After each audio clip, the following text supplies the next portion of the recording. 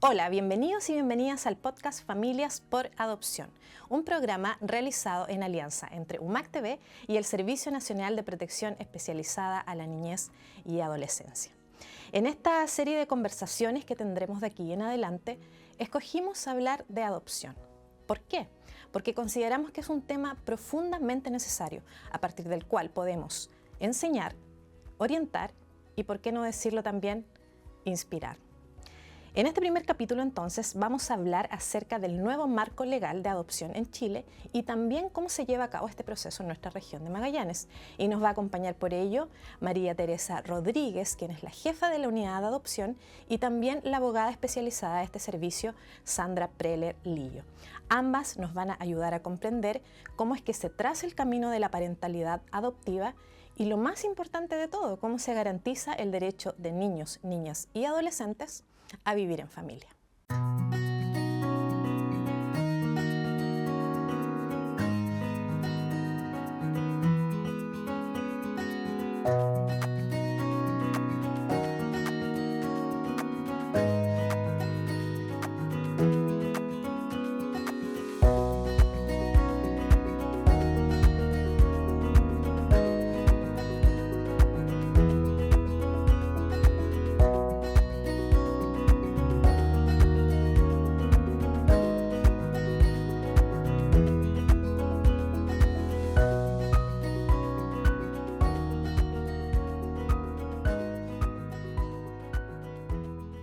Hola Sandra, hola María Teresa, Hola, muchas gracias por estar hoy día en este capítulo estreno de Familias por Adopción. Comencemos entonces. ¿Cuál es el espíritu o el enfoque central de este nuevo marco legal que hoy día tenemos aquí en Chile acerca de adopción? María Teresa. Empecemos por María Teresa. Bueno, siempre el eje central va a ser el niño, ¿cierto? Que se tomen todas las decisiones fundadas en el interés superior del niño, y eso significa varias cosas. Primero, disminuir los tiempos de permanencia de los niños en sistemas institucionalizados, digamos, ya sea en residencia o en otro tipo de dispositivo de sistema de cuidado alternativo. Y principalmente cuando uno habla de un beneficio, una ventaja, tiene que ver con que el niño pueda ser declarado susceptible o adoptable en un periodo de tiempo más corto. Hay otros elementos que son fundamentales, como por ejemplo el que todas las decisiones que se vayan a tomar en relación a la situación del niño tienen que estar centradas en su bienestar físico, emocional, psicológico, por sobre otros intereses o intenciones, digamos, de las familias de origen, por ejemplo, que pudieran de alguna manera estar presentes también a lo largo del proceso. Claro, marca un hito también este nuevo marco en términos de la familia, del núcleo que hoy día también cuenta con ese derecho. Por ejemplo, ahora se incluye justamente a las familias que hacen el acuerdo de unión civil, ¿verdad? También hay otros temas que se pudieran destacar respecto a este. Exactamente. Lo que marco pasa es legal. que la ley que nos rige en materia de adopción es del año 99 y ahora recién, digamos, está modernizando Cada 12 esto, años. reconociendo que la sociedad ha ido cambiando, que hay nuevas formas, digamos, de formar familia. Incluye, por ejemplo, la posibilidad que antes no estaba tan normada o tan explícita de la adopción homoparental, por ejemplo, la adopción por personas que tienen el acuerdo de unión civil, que también estaban un poco rezagadas o no reconocidas dentro de la ley anterior. Así que eso indudablemente representa una mayor conexión con lo que ocurre en la sociedad hoy día. Claro. Desde el punto de vista legal, Sandra, ¿cuáles son como un poco las características del proceso que hoy día viene a también marcar la nueva ley? La verdad que es muy innovativa la nueva ley de adopción. Lo primero que hay que destacar es que el eje central de esta ley se sustenta y se basa en el principio del interés superior del niño. No existe una definición exacta de lo que es el principio del interés superior del niño, pero se entiende que es la plena satisfacción de sus derechos, tanto espirituales como materiales, que no estaba explícitamente consagrado en la antigua ley, que es la ley 19.620, que precisamente es la ley a la cual alude Marité. Pero otro de los aspectos importantes es que reduce considerablemente los tiempos de tramitación. Con la antigua ley, que todavía está vigente en este caso, existe un procedimiento que se llama declaración de susceptibilidad de adopción, que es el proceso legal necesario para que un niño tenga la condición de ser adoptado. Es el trámite previo a la adopción. Y ese procedimiento va a desaparecer con la nueva ley. ¿Qué va a significar esta nueva ley? La reducción de los tiempos en este caso, porque los procesos de las medidas de protección donde se van a tramitar estas situaciones duran de 12 a 18 meses específicamente y el tribunal tiene que terminar en ese plazo. Hoy en día las causas de susceptibilidad pueden llegar a durar 3, 4 años si es que llegan incluso hasta la Corte Suprema. Entonces, la reducción de los plazos es sumamente importante porque se centran específicamente en la necesidad del niño. Claro. ¿Y qué significa esto? Que el tribunal tiene que tomar una decisión, ya sea volver a reincorporar al niño a su familia biológica, declararlo en adopción o decidir que sea entregado al cuidado de una familia de acogida. ¿Ya? Otra cosa importante dentro de esta nueva ley de adopción, que también nos equipara a otros países más avanzados en esta materia como Estados Unidos o Europa, es que el niño o niña va a tener la posibilidad de mantener comunicación o contacto con la familia de origen, lo que no está en este caso regulado ni permitido en la antigua ley de adopción. ¿Ya? Eso me parece obviamente una ventaja muy, muy importante. Y lo otro, obviamente, es la eliminación de los órdenes de prelación estrictos que establece la ley 19.620, donde hoy en día no va a haber este orden, que en primer lugar están los matrimonios chilenos extranjeros con residencia permanente en Chile, los matrimonios chilenos extranjeros con residencia permanente en el extranjero, y de ahí recién vienen los solteros, viudas, divorciados, y en este caso las personas solteras. Se equiparan estas condiciones. Exactamente, se terminan esos órdenes estrictos de prelación y eso también es un avance importante. Ahora, ¿qué medidas han implementado para que este proceso sea más ágil? Porque una de las grandes ventajas, ¿cierto? Y las principales es el tiempo acotado. ¿Todo pasaba netamente por tiempos judiciales o también este tema de la susceptibilidad era también un trabajo que venía asociado a otros factores o netamente era el tema judicial? Mira, para mí es un sueño hecho realidad esta ley de adopción. Yo creo que en lo personal mi crítica siempre fue y apuntó a la demora judicial. Se supone que la ley tiene que estar en beneficio y en protección de los niños. Y en la práctica, yo llevo más de 15 años vinculada al derecho de familia y más de 15 años trabajando en adopción. Y ese era el principal perjuicio para los niños. Porque antes de iniciar una causa de susceptibilidad de adopción existe toda una historia previa que está en la medida de protección. Y estamos hablando de niños que llevaban 3, 4 años institucionalizados hasta antes de que se iniciara la causa de susceptibilidad de adopción. Claro. Y después contando obviamente todo este periodo de tiempo iba en directo perjuicio de los niños. Entonces eliminar esto y poner un tiempo concreto me parece fantástico para ellos, sobre todo para ellos que ya no van a tener que vivir institucionalizados y perdiendo todo ese tiempo valioso que pasaban en los sistemas residenciales para incorporarse obviamente a una familia, ya sea adoptiva o retornar con la familia biológica. Ahí hablamos entonces de que prevalece justamente el bien superior del niño. Exactamente. Se hace carne principio. El principio. Perfecto. Bien, aterricemos entonces un poco al proceso regional, cómo se vive eso hoy día en Magallanes, estando ustedes siendo también protagonistas de toda esta fase. Son distintas fases, la verdad, pero quiero que ustedes nos cuenten en qué consiste el proceso de adopción, cuáles son las principales etapas y cómo se va trabajando con las familias y con los niños. ¿Es un proceso que va en paralelo? ¿Cómo va este proceso aquí en Magallanes? ¿Y cómo ustedes lo han visto? ¿El balance que pueden hacer? Mira, yo creo que es importante distinguir como la trayectoria del niño y la trayectoria que viven las familias o los postulantes al proceso de adopción. Desde la trayectoria del niño, sabemos que para que se otorgue una adopción, al ser esta subsidiaria, ¿cierto? Es la última medida, la medida más extrema dentro de la protección del niño, que es una medida definitiva, que busca en el fondo restituir el derecho a vivir en familia, ¿no es cierto? En ese camino, el niño es separado de su familia biológica, ingresado a un sistema proteccional de carácter residencial y a lo largo de ese proceso se va trabajando con el despeje familiar de origen. Solo cuando la familia de origen ya no tiene posibilidad de volver a asumir el cuidado del niño es cuando en el fondo el tribunal puede conocer cuáles son las ventajas que representaría para ese niño el ser adoptado y por lo tanto eventualmente declarar su adoptabilidad, ¿ya? Una vez que eso ocurre, nosotros nos preocupamos de conocer bien el perfil psicosocial del niño, todas sus necesidades desde el ámbito médico, de estimulación, antecedentes que pudieran ser relevantes al momento de identificar claramente qué requerimos o qué tipo de familia vamos a requerir para ese niño. Eso hasta ahí como para seguir el continuo del niño. Luego, por otro lado, tenemos a las familias que están interesadas en postular a un proceso de adopción.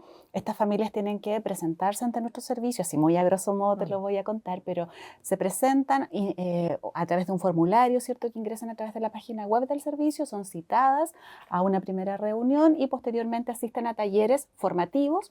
¿Para qué? Para que puedan pasar a una etapa de evaluación psicosocial. Nuestro objetivo con estas familias es poder determinar las competencias de idoneidad para ejercer la parentalidad adoptiva. Y eso es súper importante porque ahí efectivamente encontramos que una familia puede ser muy adecuada en la crianza de sus hijos biológicos, pero para la adopción no necesariamente estar igualmente preparados, porque exige, ¿cierto?, y tiene otras tareas que son exclusivas de la paternidad adoptiva.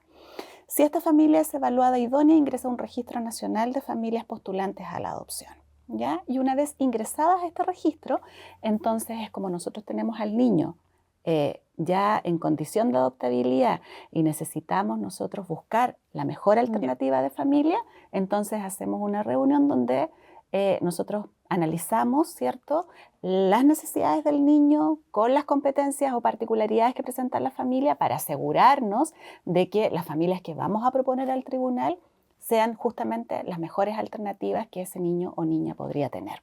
Presentamos esto al tribunal, el tribunal nos autoriza, ¿cierto?, y comenzamos el enlace, que es la vinculación, el proceso de integración propiamente tal, y parte la adopción ya también en términos legales, judiciales, hasta adquirir, ¿cierto?, ya la sentencia que declara que el niño es hijo o hija de los adoptantes. Ese es más o menos el proceso. Ahora, en la región, igual nosotros funcionamos como unidad, ¿cierto?, acá en Punta Arenas. Por lo tanto, a veces tenemos familias de otros lugares, de Puerto Natales, de Tierra del Fuego, de Puerto Williams, también hemos tenido solicitantes. Y en este caso también es necesario ir adaptando alguna metodología para que efectivamente estas familias tampoco sean discriminadas por ese factor, ¿cierto? Ocupamos mucho la tecnología en términos de actividades remotas, ¿cierto? Y evidentemente algunas exigencias más presenciales, pero las menos. Lo importante es que para el momento de la integración familiar, la familia pueda disponer del tiempo para ir acercándose gradualmente a ese niño. Esta situación no puede ser en ningún caso algo abrupto, sino por el contrario es un proceso paulatino donde preparamos al niño y donde preparamos a la familia adoptiva para disminuir las posibilidades de riesgo que puede conllevar la vinculación entre dos partes desconocidas en el fondo, donde solamente existe la intención, por un lado la necesidad del niño de vivir en familia, pero por otro lado también estas expectativas de los adultos de formar esta familia y que a veces está basado también en algunas opiniones que no están muy centradas con la realidad. Por eso es que es importante ir aterrizando esto de a poquito. Exacto, y ahí se va trazando también este camino de aprendizaje en la parentalidad adoptiva, que imagino también cuenta con una revisión de antecedentes, digamos, desde el punto de vista legal. Sandra, ¿y tú qué nos puedes complementar respecto a esta evaluación de idoneidad a la que hacía alusión Marité? Sí, como complementando lo que decía Marité, las personas que estén en este caso interesadas en ser familias que postulan a la adopción hacen todo este recorrido, obviamente, que mencionaba Marité, pero es muy importante, obviamente, que acompañen toda la documentación que está establecida por la ley de adopción, entre ellos llevar los certificados de antecedentes que den cuenta de que no existen, en este caso, antecedentes desde el punto de violencia intrafamiliar, antecedentes penales. También se solicita un certificado de que si tienen otros hijos, no existen, en este caso, deudas de pensiones de alimento, lo cual es lógico, porque si no me hago responsable de mis propios hijos, ¿qué voy a garantizar en este caso a otro niño que pretendo incorporar a mi grupo familiar? Y también obviamente las evaluaciones psicosociales, que también son de suma importancia porque permiten ver la realidad que en ese momento existe desde el punto de vista sobre todo emocional quienes están en este caso solicitando una adopción. Exactamente. ¿Cuáles son estos efectos, tomándome de lo último que mencionaba, cuáles son entonces los efectos de esta adopción? ¿El niño pasa a tener ya la filiación de la nueva familia? ¿Y qué otros también componentes legales ya son parte, digamos, de el niño, la niña o el adolescente adoptado cuando pasa a formar parte de la familia adoptiva? Bueno, una vez que efectivamente ya existe una sentencia que se ¿Ya? llama firme y o ejecutoria, es decir, que ya no se puede deducir ningún recurso, ninguna acción, nosotros hablamos de que ese niño ya es Perfecto. hijo de los adoptantes. Es importante destacar que no existe ninguna diferencia entre la filiación biológica y la filiación adoptiva. Se va a ordenar en este caso la inscripción de la nueva identidad del niño o de la niña que ha sido adoptado. Pasa obviamente a tener los apellidos y los nombres que efectivamente se determinen. Y por otra parte se adquieren los mismos derechos y obligaciones que un hijo biológico, ¿ya? Sí es importante recalcar que desde el punto de vista del niño, el niño pierde la filiación anterior, es decir, pierde la filiación de la familia biológica, se pierden los derechos de visitas que pudiesen existir, la obligación de pagar alimentos respecto a la familia biológica y también los derechos sucesorios, ¿ya? Eso es importante. Y obviamente que se extingue para siempre la filiación anterior y se adquiere esta nueva filiación. Perfecto. Bien, desde el punto de vista biopsicosocial, Marité, ¿qué tipo de acompañamientos entonces se ofrece a estas personas en el post ya adoptivo? Mira, va a depender mucho de las necesidades que tenga cada familia. Si bien es cierto, uno puede tener un estándar, sabemos que cada familia es distinta y que las necesidades, además, que los niños van a presentar son diferentes. Cada niño tiene un perfil distinto que tiene que ver con la edad, con las experiencias previas que ha vivido, qué tipo de situaciones de vulneración ha experimentado previamente, por ejemplo, otro tipo de necesidades especiales que puede estar asociadas a situaciones de salud o de educación, por ejemplo. Entonces, desde ese punto de vista, cada familia también va a tener una experiencia distinta, ¿cierto?, en su proceso de integración adoptiva, en su proceso de crianza. En la etapa de integración, en lo inmediatamente posterior, ¿cierto?, a la vinculación o al enlace que nosotros le llamamos, estamos mucho más presentes como unidad, ¿ya?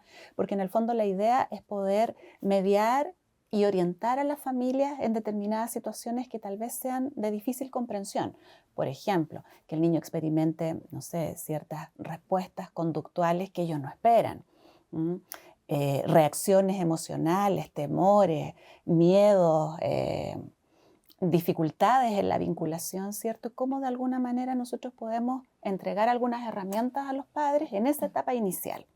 Sabemos que la vinculación es un proceso que se va dando en el tiempo, que no es una cosa automática ni que se va a dar solo por la sentencia de adoptabilidad.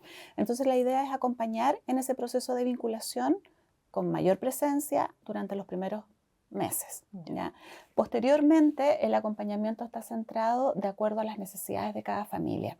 Hay familias que pueden vivir la etapa de acompañamiento inmediato a la posadopción y después funcionar perfecto durante 3, 5 años y en algún momento se gatilla alguna situación que es desafiante, que implica que los papás deben movilizarse de determinada manera, a veces no saber o no tener la respuesta adecuada o la forma más adecuada de responder a esas inquietudes del hijo.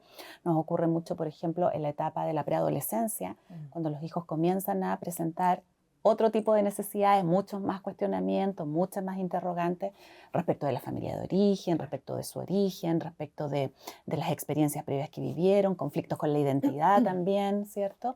Entonces, en ese proceso muchas familias recurren nuevamente a la unidad de adopción y ahí nosotros podemos brindarles algún tipo de acompañamiento, de orientación y eventualmente ser derivados a procesos terapéuticos. Perfecto. ¿Y este acompañamiento se puede extender, digamos, en la medida de las necesidades de esta familia? Nosotros ¿O hay algún límite? entendemos que la adopción no termina con la entrega del niño con una familia, digamos, ¿sí? Y como servicio tenemos como sujeto de atención a los niños entre los 0 y los 18 años.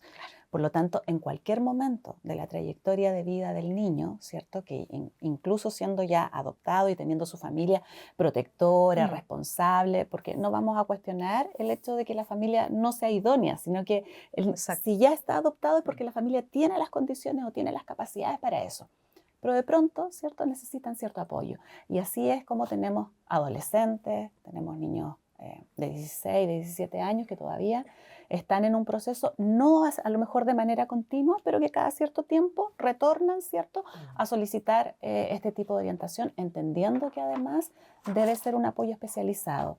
Ya no es lo mismo un conflicto en la adolescencia respecto de un hijo biológico que no ha tenido experiencias traumáticas previas, respecto de las que puede vivir un niño que sí viene con una carga importante asociada a sus vulneraciones durante la primera infancia. Perfecto. Sandra, complementando siempre, digamos, desde tu expertise, ¿qué implicancias tiene también trabajar con niños, niñas y adolescentes el tema de la familia? Legalmente hablando, digamos, cuando también un tribunal de justicia, a tu juicio, en una opinión, digamos, un poco más profesional, crees que toma la decisión adecuada de saber si un niño puede ser o no adoptado, como yéndonos un poco más al tema macro? Mira, desde el punto de vista legal es importante transmitirle en general a la sociedad, y eso es algo que remarco mucho yo en lo personal en los talleres y en las charlas informativas que realizamos, es que este es un procedimiento legalmente tramitado que está establecido por ley, donde todo es transparente y apegado a la norma, ¿ya? Es lo primero que yo remarco, ¿ya? Lo otro que es importante de recalcar es que esto es un procedimiento que tiene muchas audiencias, ¿ya? Tiene una audiencia preparatoria y varias audiencias de juicio. Por lo tanto, en esas audiencias de juicio, uno como parte requiriente y la otra parte que va a ser en este caso la familia biológica, todos presentamos medios de prueba, ¿ya? En el caso del servicio que va a ser el requiriente de la susceptibilidad de adopción, buscamos lograr la convicción de que lo mejor para ese niño o niña es ser declarado susceptible de ser adoptado, porque ya se han agotado todas las instancias para que él pueda retornar con la familia biológica. Se realizaron todos los procesos de intervención. Uno a lo largo del proceso de que la susceptibilidad de adopción va estudiando y va revisando y se va dando cuenta que tenemos un historial previo de 3, 4 años hacia atrás, donde han pasado las familias por distintos programas de la red en este caso, y donde los procesos de intervención han fallado, ¿ya? De repente no es solo una intervención, sino que son 3 o 4. Eso es muy importante de demostrarle al tribunal, de demostrarle que efectivamente no va a haber la posibilidad de que ese niño vuelva a su familia biológica, porque sería volver a poner en peligro su integridad física y psicológica. Y eso es lo que efectivamente el tribunal pondera, considerando siempre el interés superior del niño. Perfecto.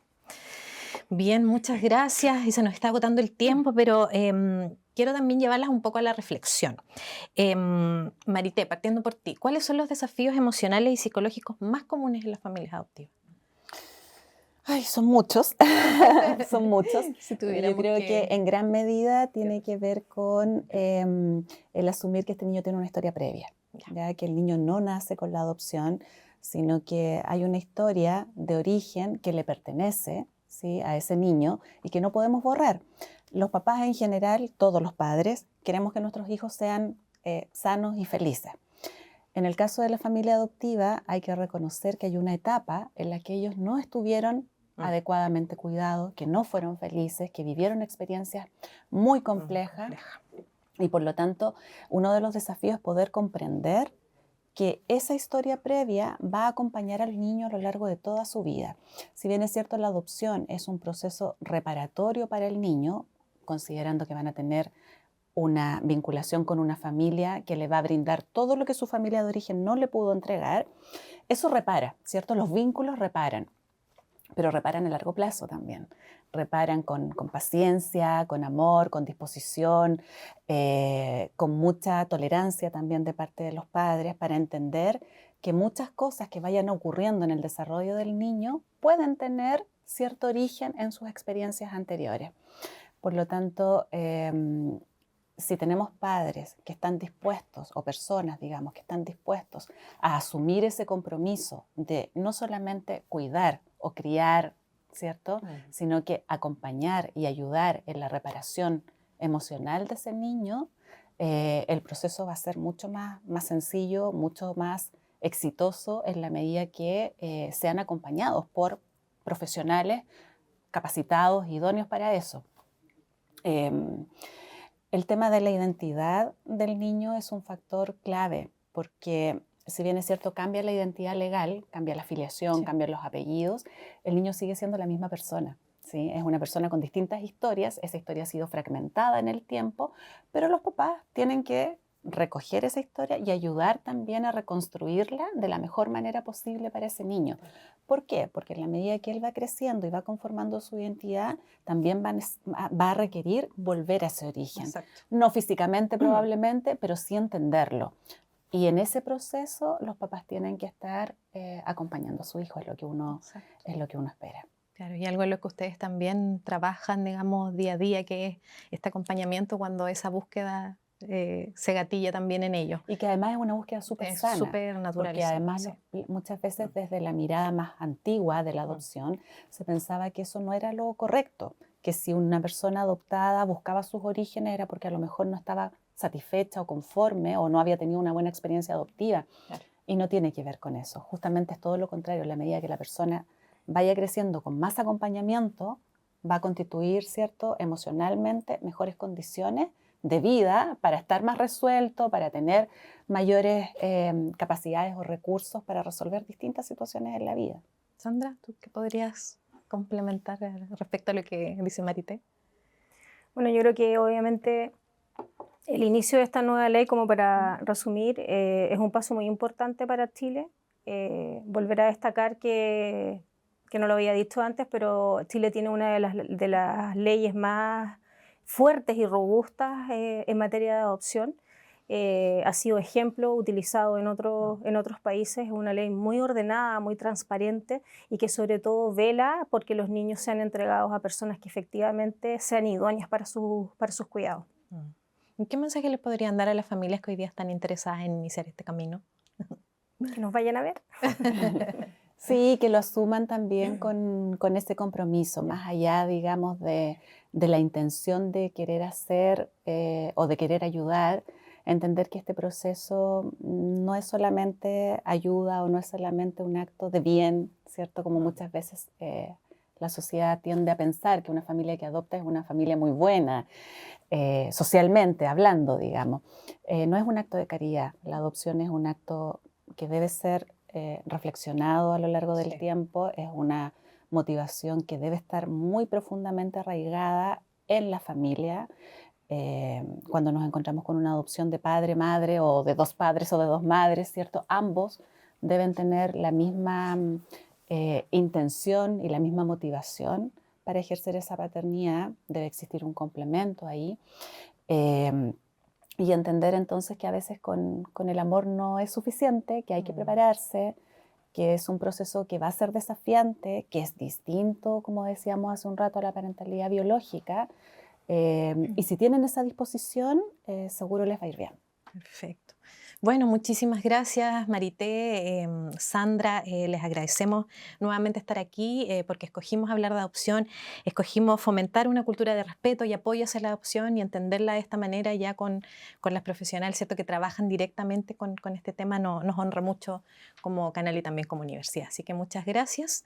Dejamos a toda la comunidad que hoy día nos sintoniza estar atentas a los próximos capítulos porque sabemos que hablar de adopción es necesario, es profundamente necesario y hoy día lo estamos haciendo evidente entregándoles este podcast que los invitamos a escuchar de aquí en adelante con esta serie de conversaciones necesarias, como bien decía, acerca de la adopción. Muchísimas gracias y nos vemos en el próximo capítulo.